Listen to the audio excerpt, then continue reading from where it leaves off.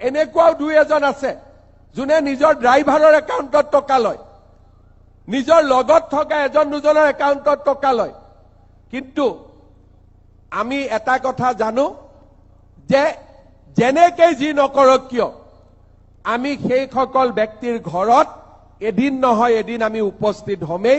মাজে মাজে আপোনালোকে দেখে যে আমাৰ অফিচাৰবিলাক দুই এজনৰ ঘৰত পুলিচ যায় 1 কোটি 2 কোটি টকা ধৰিও লৈ আহে, আৰু দুই এজনে টকা লওঁতে ধৰোতে তেওঁলোক গ্ৰেপ্তাৰো হয়।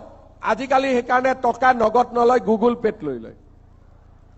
কিন্তু তেওঁলোকে বুজি নাপায় যে গুগল পেত ললে বেছি প্ৰমাণ হৈ থাকে, টকাটোতো নিজৰ একাউণ্টতে যায়।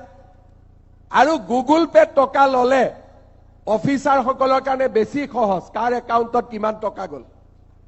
আজিকালি এনেকুৱাও দুই এজন আছে যোনে নিজৰ ড্ৰাইভাৰৰ একাউণ্টত টকা লয়, নিজৰ লগত থকা এজন দুজনৰ একাউণ্টত টকা লয়।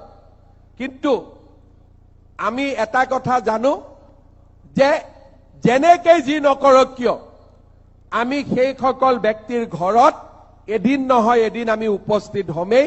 কাৰণ আমি অসমত এই ধৰণৰ টকা পইচাৰ খেলা আমি শেষ কৰিব